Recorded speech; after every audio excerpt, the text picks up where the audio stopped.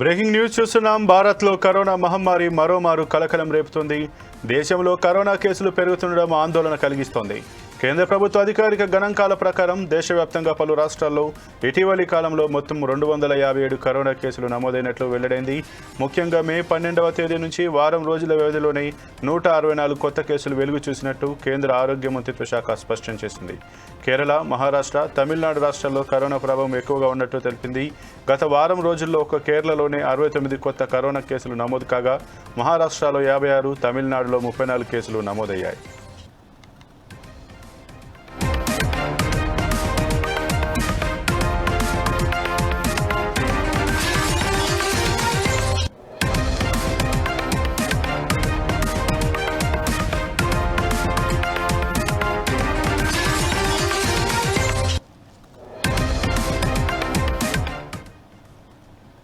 దేశంలో కోవిడ్ కేసులు పెరుగుతున్న నేపథ్యంలో director general of health services అధ్యక్షతన సమావేశం జరిగింది.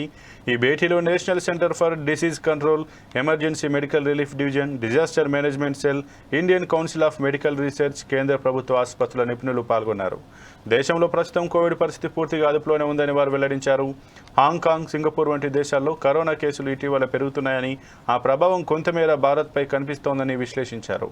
ప్రజలు ఎలాంటి భయాందోళనకు గురి కావాల్సిన అవసరం లేదని, అవసరమైన జాగ్రత్తలు పాటిస్తే సరిపోతుందని సూచించారు.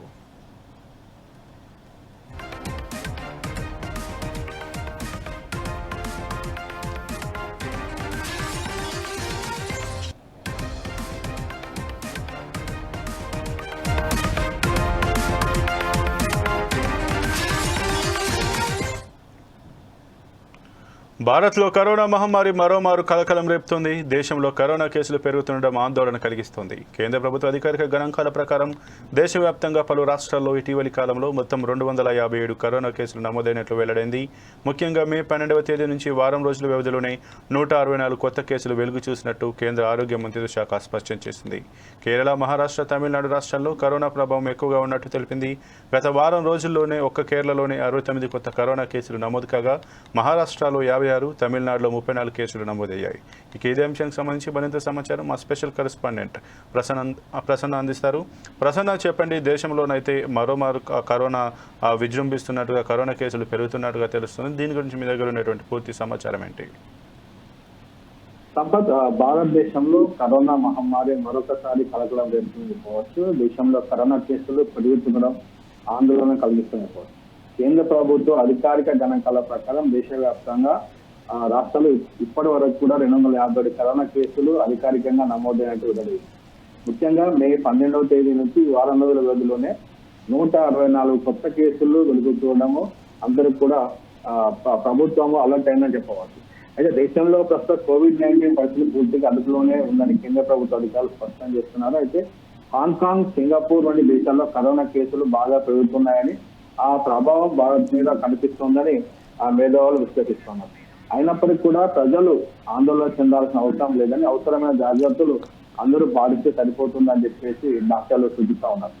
కేసుల వారీగా పరిశీలిస్తే మాత్రం కేరళ, మహారాష్ట్ర, తమిళనాడు రాష్ట్రాల్లో కరోనా ప్రభావం ఎక్కువగా ఉందని చెప్పవచ్చు. గత వారం రోజుల్లో కేరళలో 69 కొత్త కరోనా కేసులు నమోదు కాగా మహారాష్ట్రలో 44, తమిళనాడులో 34 కేసులు నమోదయ్యాయి.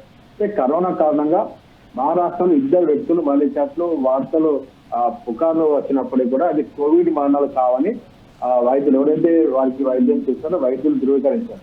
అయితే మరణించిన 2 కూడా కరోనా పాజిటివ్ గా నిర్ధారణ అయినప్పటికీ కూడా వారు ఇతర తీవ్రమైన అనారోగ్య సమస్యలతో బాధపడుతూ ఉన్నారని, ఆ కారణాలతో మరణించారు కానీ కరోనాతోటి మరణించారని చెప్పేసి వైద్యులు ధృవీకరించారు. అయితే ప్రస్తుతం మహారాష్ట్రలో మాత్రం 56 కరోనా యాక్టివ్ కేసులు ఉన్నట్లు అధికారులు వెల్లడించారు. అయితే తాజా నివేదికల ప్రకారం భారతదేశంలో ప్రస్తుతం 257 COVID-19 యాక్టివ్ కేసులు నమోదయ్యాయని కేంద్ర ఆరోగ్య మంత్రిత్వ శాఖ తెలియజేయడం జరిగింది. అయితే ఈ కేసులన్నీ కూడా స్వల్ప తీవ్రత ఉన్నాయని, పరిస్థితి మాత్రం పూర్తి నియంత్రణలో ఉందని కూడా తెలియజేయడం జరిగింది. అయితే దేశంలో జనాభాతో పోలిస్తే సంఖ్య చాలా తక్కువ ఉన్నప్పటికీ పరిస్థితులను ఖచ్చితంగా కరోనా పరిస్థితి ఎదుర్కోవడానికి మాత్రం రాష్ట్ర ప్రభుత్వాలు ఖచ్చితంగా అప్రమత్తంగా ఉండాలని చెప్పేసి కేంద్రం అన్ని రాష్ట్రాలకు కూడా సూచించడం తెలుస్తా ఉంది.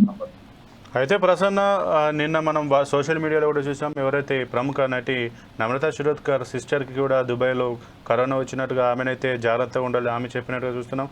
అలాగే ఏదైతే గతంలో మాదిరిగా కరోనాకు సంబంధించి ఎంత తీవ్ర ప్రభావం ఉందో ఇప్పుడు ఆ ప్రభావం ఉండే అవకాశం ఉందో, లేదంటే సాధారణ ఫ్లూ లాగానే భావించవచ్చని అధికారులు వైద్యులు చెప్తున్నారు.